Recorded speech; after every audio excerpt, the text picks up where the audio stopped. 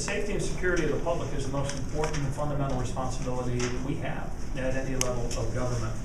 4 years ago, we learned that our state had an unanalyzed DNA backlog amounting to 24,000 samples that simply were sitting on a shelf or had not even been taken from suspects who were required to have submitted them.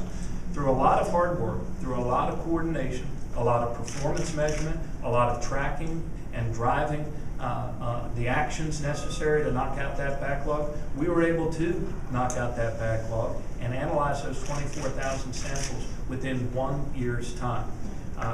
We're here today to announce the results of what happens when you actually have a government that's working in partnership with the courageous men and women and local law enforcement agencies and detective bureaus across our state. And the announcement is this, that last month we reached a major milestone with 250 arrests of suspected murderers, rapists, and other offenders that we were able to arrest and charge only because of our ability to knock out that backlog and to be able to get that information in the hands of the courageous police officers and committed detective bureaus. 123 of these arrests have been made right here in Baltimore City, a city that has achieved the third biggest reduction in violent crime of any major city in America these last 10 years, and the #1 reduction in overall Part 1 crime over the last 10 years among major cities. 28 convictions have been obtained so far. Convictions that have produced 4 life sentences and combined jail time of 360 years for offenders that need to be behind bars. These arrests did not happen by accident. They happened only because of courageous police officers and committed detective bureaus and the technology with which we were able to provide them because of the state doing its job in knocking out that DNA backlog. Together, thanks to courageous police officers, we have driven violent crime and homicides down to the lowest levels that our state has been able to achieve since 1975. Even with greater population, Baltimore has helped us to lead the way in making our state safer. We are moving Maryland forward because of the choices that we're making to partner, to better use technology, including technology like the license plate readers, which we saw earlier demonstrated this week in Prince George's County, where they achieved a 44% reduction in auto thefts just over the last 3 years. And also advanced technology like the digital fingerprinting.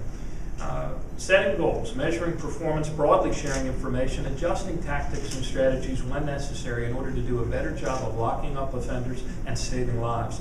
DNA is one of 5 core strategies that we are pursuing. We're joined by Kristen Mahoney, our Director of the Governor's Office of Crime Control and Prevention. The other strategies being identifying and monitoring high-risk offenders, enhancing warrant service, expanding efforts to combat gun violence, and modernizing crime fighting with emerging technologies. In the past 3 years, we have tripled the number of profiles that are entered into our CODIS database from approximately 28,000 in 2007 to 89,000 today, thereby tripling the number of hits or matches, if you will, from approximately 600 in 2007 to 1,800 in our most recent year. The right to live in a safe neighborhood is an aspiration that's shared by all of humanity. It is common to the entire human family. And we are moving forward, we're making progress, and we still have a lot more progress to make. There is no reason that a state that is as strong as ours in so many other categories should satisfy itself, even with the impressive reductions in violent crime. We need to keep working every single day. Every life is sacred, every life is important. Maryland's statewide DNA database is now running more effectively than ever, and this can be directly attributed to the governor's support. This support has made the difference between just having a DNA database and having a DNA database that's functional and productive and running to its fullest potential.